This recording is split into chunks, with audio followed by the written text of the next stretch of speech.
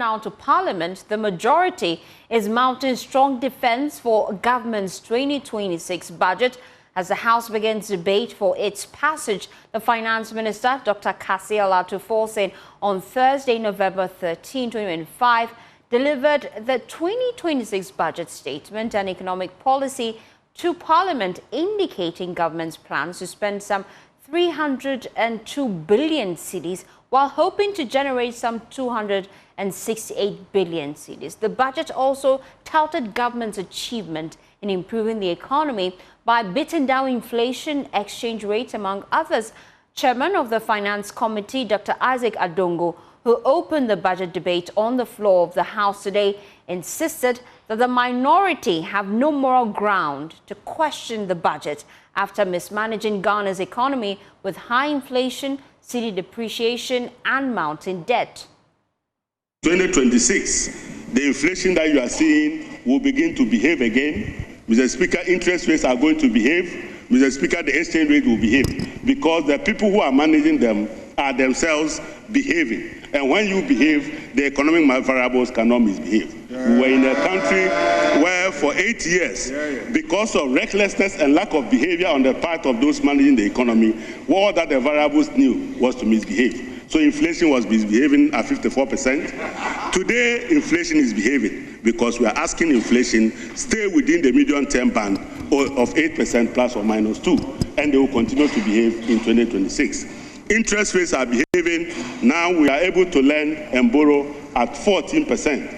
We will continue to make sure that interest rate behave around that figure.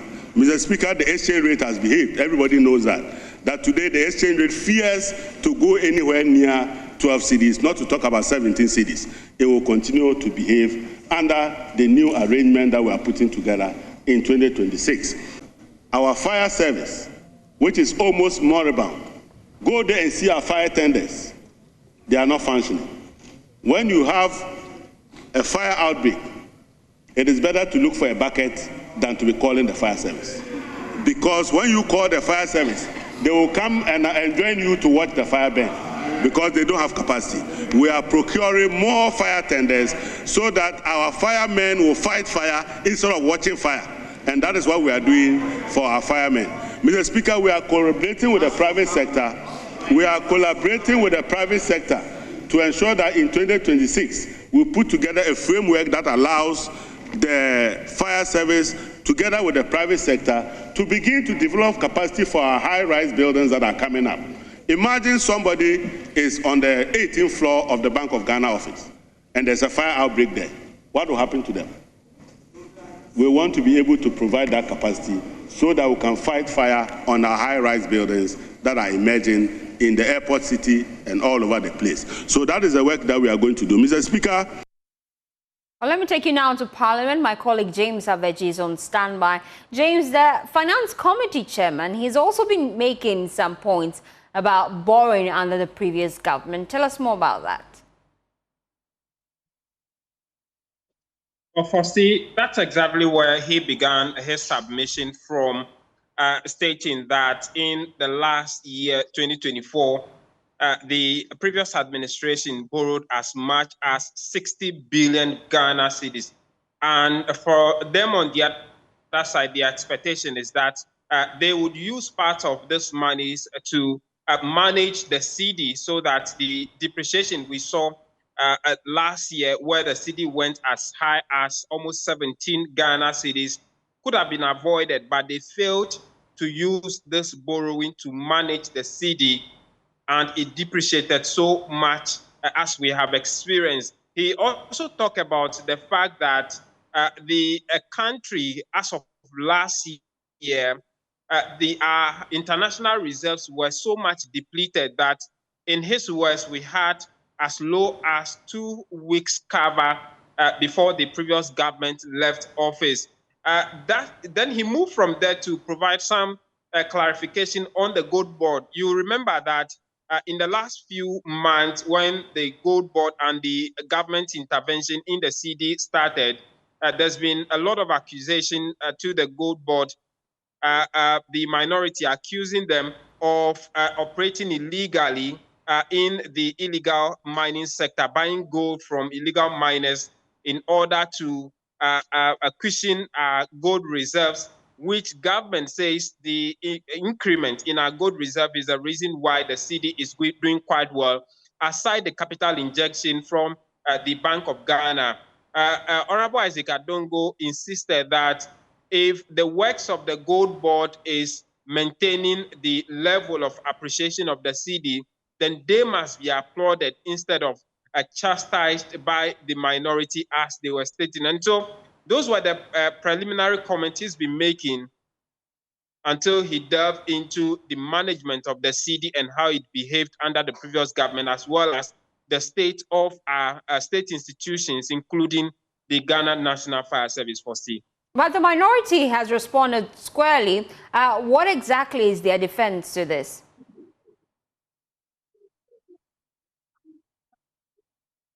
Economy. You promised us.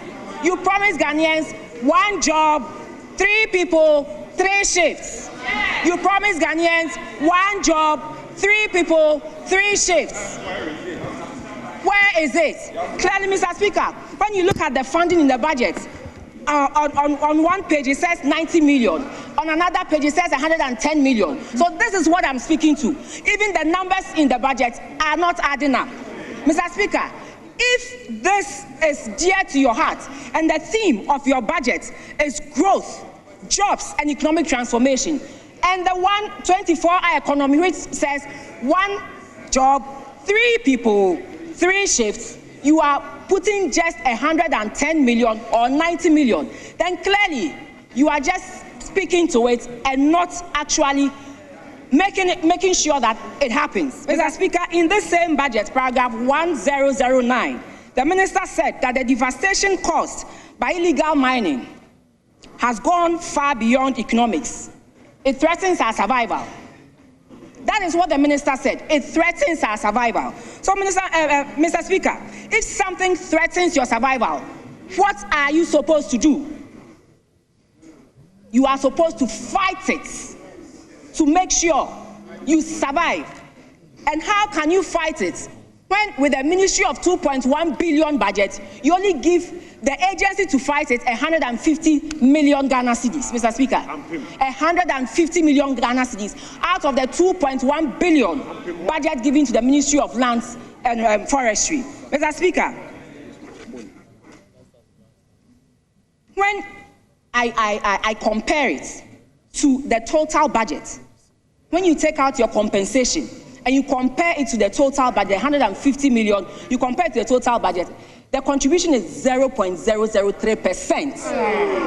0.003%, Mr. Speaker. So how can you say that it goes beyond economics and it threatens our survival?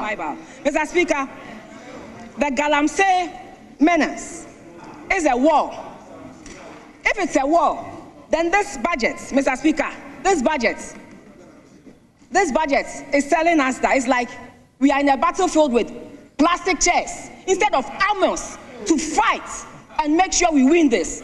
Because if you send 150, which is 7% of the total budget of the Ministry of Lands and Forestry, and 0.003%, then clearly it is not a matter of survival. It is just a matter of words. Words, fluffy words, that don't have any meaning. But Mr. Speaker, we need to rise above that. This is hurting us, this is killing us, this is poisoning our food. And so we need to do something more than that. I expect that before we approve this budget and pass appropriation, the minister would have amended the monies given to fight Galamsey and also to improve on the alternative livelihoods of people who are wind of Galamsey. And James is still with us. James, quite interesting on the floor of Parliament today. What else came up? Well, Fossey, you heard that the former deputy minister, in fact, she is also questioning government projected growth. According to her, government has projected the country to grow by some 4.8% by end of the next financial year. She said that before they left office, they left with some 5% growth rate. In fact, according to her, the budget projected to the economy to grow by some 6.3% by mid-year.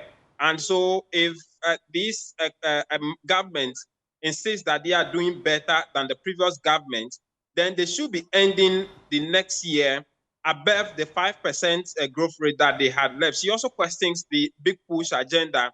She said government must prioritize finishing the current road projects that are in place before they begin to, give award contract for new ones under the big push. But she's not the only former government person who's been reacting to the budget. The former spokesperson for Dr. Baumia, the former vice president, as well as his technical advisor, have also been talking. Dr. Gideon Boako believes that the good, economic indicators we are seeing about decreasing inflation, as well as the cedi appreciating against the dollar, as a result of the sound foundations they have laid in the previous government. The technical advisor to the former vice president, Dr. Tia Kabiru, is also insisting that government deceived Ghanaians when they told us that they were not going to do any substantive allocation to the 24-hour economy in the budget, and that it will be operating as part of broader budget expenses, only for them to allocate some over 100 million Ghana cedis to the 24-hour economy in this 2026 budget.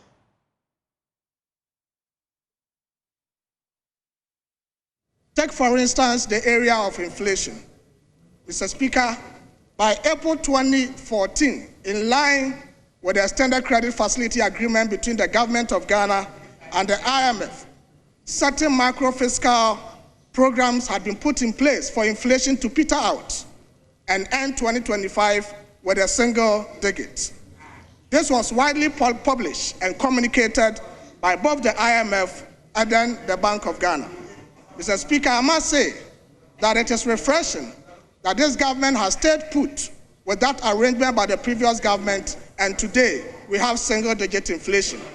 I am sure Minister Amin and Abna will be happy that the seed they sowed and watered has germinated into this single-digit inflation that we are witnessing today. Mr. Speaker, something they said they were not going to budget for, and that 24-hour economy is part of the normal operation, and we shouldn't expect a budget line for 24-hour economy. They told us before this house. This year, they are allocating $110 million for that. The leader of the House said it, that we shouldn't expect a budget line. Today, there is a budget line for 24-hour economy, and they want us to believe that that money is not going to be used for consumption. Mr. Speaker, they go on and on and on with the expenditure and promises. And even at a point, I wonder whether the minister responsible for finance was actually speaking to this house. How will you mention agriculture implements and go and be mentioning digs, Mr. Speaker? The digs, he will mention the number of digs that they are going to acquire. Meanwhile, they are part of the plan. This is what we call pardon. This is what we call pardon of records. You don't pad records to look good. The record itself must speak for itself, but not any scheme to inflate your record.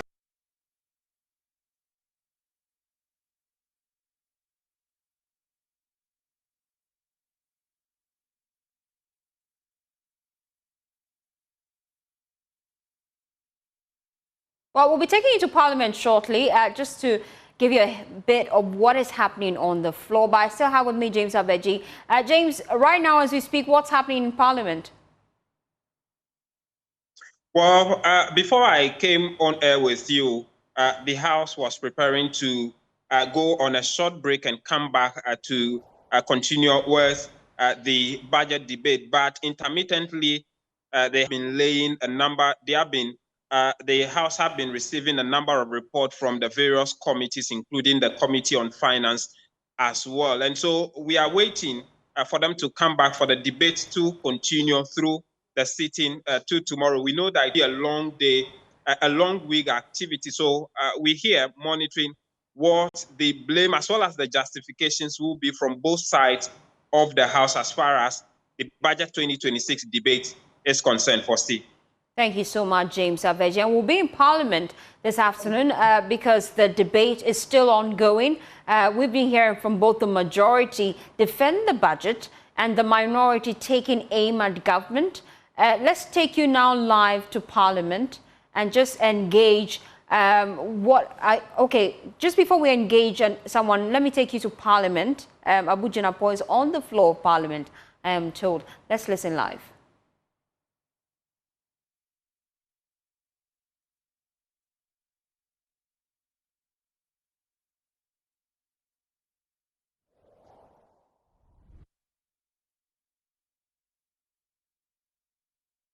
Upstream industry when it comes to the petroleum sector, and to put in place measures such as exploration, making exploration more incentivizing exploration, and getting into a lot more petroleum agreements to ensure, Mr. Speaker, that ultimately our production will inch up moving forward, and which will eventually result in an increment in revenue accruing to the state, and which obviously, Mr. Speaker, as you can well imagine, will populate this fund and its management for the betterment of our country. Mr. Speaker, with these words, I support the request that has been made to the House. Thank you, Mr. Speaker. Yes, Majority Leadership. Yes, Finance Minister. Right Honourable Speaker, I presented a memo to Parliament for approval in line with Section 27(1) and 2. The Speaker, Section 27(1) of Act 815 states that the resources of the Ghana Petroleum Fund and subsequently the Ghana Petroleum World Fund shall be invested in qualifying instruments prescribed by an executive instrument. The 2 further states that the range of instruments designated as qualifying instrument shall be reviewed every 3 years or sooner by the Minister on the advice of the Investment Advisory Committee. The Speaker, since 2011, this provision has not been adhered to. As a result, our petroleum resources, as invested, is yielding only about 1% in interest. The Speaker, unfortunately, our petroleum resources have not worked hard enough for us, and we believe that time has come for us to review how we invest this instrument. Right Honourable Speaker, if you are to look at Section 39 of the same Act 815, it says that the Minister shall provide Parliament with any advice given by the Investment Advisory Committee within 7 days. The Speaker, on the 11th of November 2025, the Investment Advisory Committee advised me to take action by amending the qualifying instrument. Right Honourable Speaker, in line with Section 39, I'm compelled to come before this House and provide the advice and seek further approval. Right Honourable Speaker, if you are to look at Section 30 of the Petroleum Revenue Management Act, Act 815, it goes on to say that the functions of the Investment Advisory Committee are to formulate and propose to the Minister the investment policy and management of Ghana Stabilization Fund and the Heritage Fund, and the Minister shall submit it for approval by Parliament. Mr. Speaker, it doesn't only say 7 days, but after receiving the advice in 7 days, I have to come before you. Mr. Speaker, the law is quite a strict one. If you look at Section 38, I have 48 hours only to review this and appear before you. And so, Mr. Speaker, today is the 7th day since I received the advice, and hence it's important to bring this to your notice. And Mr. Speaker, what I like about this amendment is the fact that it made certain proposals. And the proposals are as follows. They said that we recommend a 2-track approach to the amendment as follows. A, to retain the existing base of foreign investment grade sovereign instrument. So, Mr. Speaker, we are not running away from the existing base. He said retain it, but B, expressly include additional categories of assets subject to strict criteria and caps. Strict criteria and caps. And they said that we also clarify that any domestic instrument held by the Ghana Petroleum Funds does not constitute borrowings against the Petroleum Holding Fund or petroleum reserves in line with Section 5.2 of the amendment of the amended Act 815. Mr. Speaker, again, it says that this does not contradict Section 10.4, which provides that every 15 years, Parliament may review restrictions placed on the Ghana Heritage Fund and transfer accrued interest into any other funds established under the PRMA. The Speaker, it went further to say that this will be subject to explicit portfolio caps to be determined by the Investment Advisory Committee following regular, rigorous benchmark assessment. So, Mr. Speaker, even though the amendment seeks to add on, they have provided very strict criteria to make sure that, at the minimum, our petroleum funds are protected and, at the same time, yielding the necessary income to grow the fund over a period of time. In so doing, Mr. Speaker, the advice is to include the following.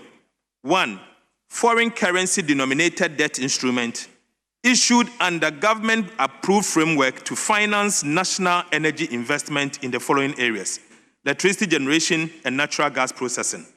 And B, Mr. Speaker, sovereign and multilateral energy instruments which are denominated in internationally convertible currencies and hold investment grade or equivalent ratings. And these are as follows: bonds or notes issued by or fully guaranteed by sovereign states other than the Republic of Ghana, or by multilateral or regional development or energy institutions such as the ECOWAS Bank for Investment and Development, African Development Bank, Africa Finance Corporation, and West Africa Power Pool. And Mr. Speaker, finally, it says that participation in pooled Africa energy transitions would yield in excess of 8%. Mr. Speaker, that will mean that in future, we will be able to come here and celebrate the amount of income that our petroleum funds has been able to accrue. Mr. Speaker, today we have about 1.456 billion Ghana cedis in our petroleum funds. It is only $1 billion in our petroleum funds being invested. Unfortunately, we are yielding only 1%. Mr.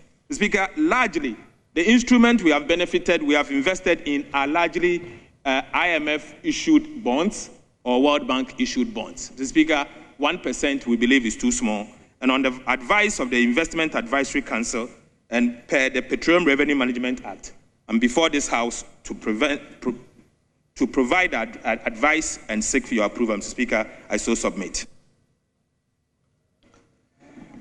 Honourable members, at the conclusion of the debate, the question is as many as are in favour of the motion say aye. Those against say no. Honourable members, the ayes have it, the motion is accordingly adopted. Yes, Majority Leader, before coming to you, let me take 2 minutes suspension.